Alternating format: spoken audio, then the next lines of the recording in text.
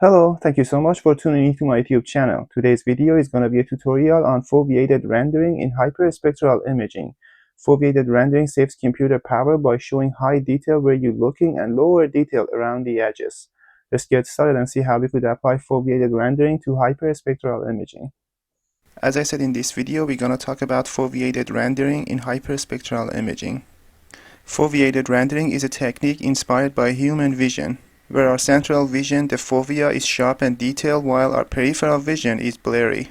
This method simulates how we naturally perceive the world and can be particularly useful in computationally intensive tasks like hyperspectral imaging, where large volumes of spectral data need to be processed.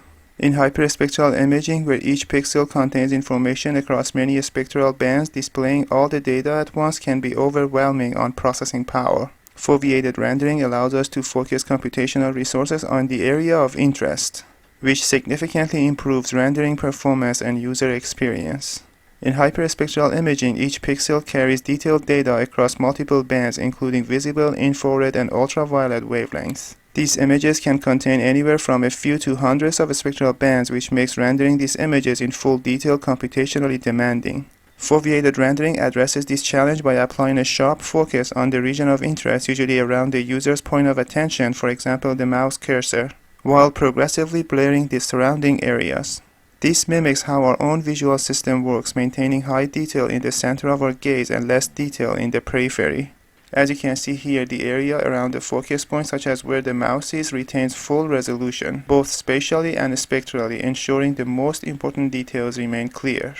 And the further away a pixel is from the focus point, the more it will be blurred, which reduces the spectral and spatial detail. This reduces the computational load by decreasing the amount of data displayed for areas less relevant to the user.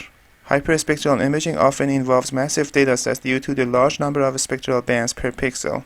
Visualizing and analyzing these images at full resolution can strain both the system's memory and the processing power.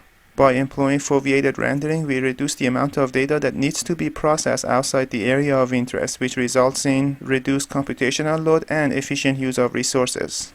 This technique is especially useful in fields where hyperspectral images are large and need to be analyzed in real time, such as remote sensing, medical imaging, and environmental monitoring. To implement the foveated rendering, we first load the hyperspectral image, and then we do mouse tracking, and then we apply the foveated rendering, and then we visualize the spectral bands. The visualization can be done for a single band or multiple bands depending on the application. By focusing computational power on the most relevant regions of an image, foveated rendering helps achieve real-time performance and user-friendly visualization and scalability.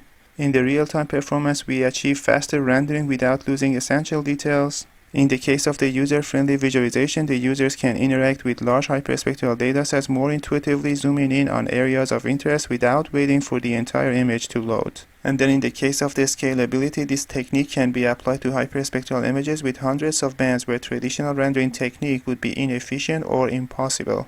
As I mentioned before, the foveated rendering can be applied to remote sensing, medical imaging, and environmental monitoring. In satellite or drone-based imaging, where vast landscapes need to be analyzed quickly, foveated rendering allows for focused analysis on specific regions, such as crops or bodies of water, while reducing the rendering load for the rest of the image, which is for the case of the remote sensing. In diagnosing diseases or conditions using hyperspectral data, applying foveated rendering helps medical professionals focus on key areas of the body, enhancing efficiency without overwhelming the system with unnecessary data. Hyperspectral imaging can track subtle environmental changes over large areas. Foveated rendering helps zoom into the relevant regions while minimizing unnecessary computations. Let's go to Python to show you an example code. So here's the code for this video. We first import the necessary libraries, and this is the function that applies foveated rendering based on the mouse position. As you can see, these are the inputs that it needs: image, the focus point, the foveal radius, and blur strength. So the image is RGB, which is just 3 bands from our hyperspectral data.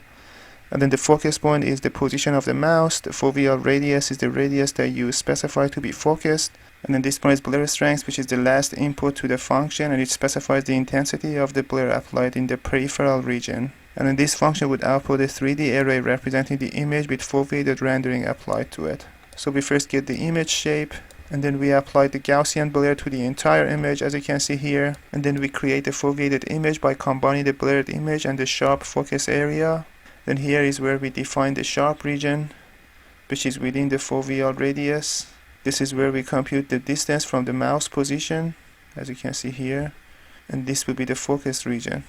And then this is where we specify if the pixel is within the foveal radius, and then we keep it sharp. And then the foveated image will come out of the first function, as you can see here. And then this is the function that tracks the mouse position. We use a function in OpenCV, as you can see here. And then we update the focus point to the current mouse position. This is where the hyperspectral image is located. This is where we open the image and then we load it using the spectral library. And then we make a semi-RGB image by combining the long, middle, and short wavelengths. So as you can see here. So we extract the wavelengths of 650 nanometer and we use that as a long wavelength.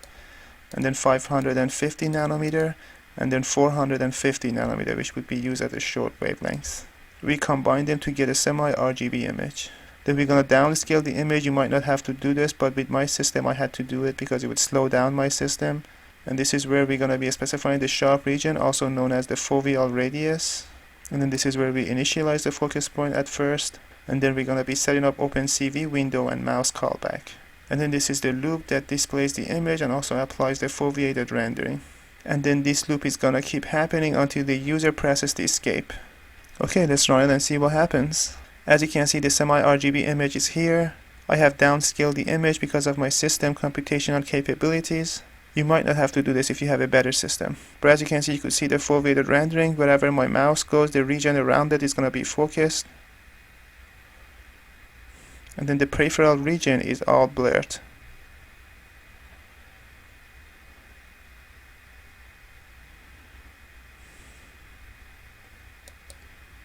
And this could help a lot with so many applications, as I've already talked about in depth.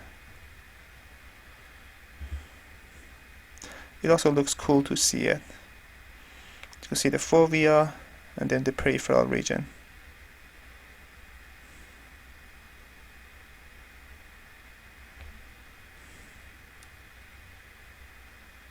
And you could also have access to the code using the link in the description section of this video.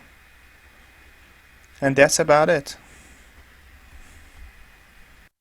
Thank you so much for watching this video. I hope you liked it and also found it helpful. If you liked it, I would appreciate it if you could subscribe to my channel and also share the video with your friends. Thank you so much and have a nice day.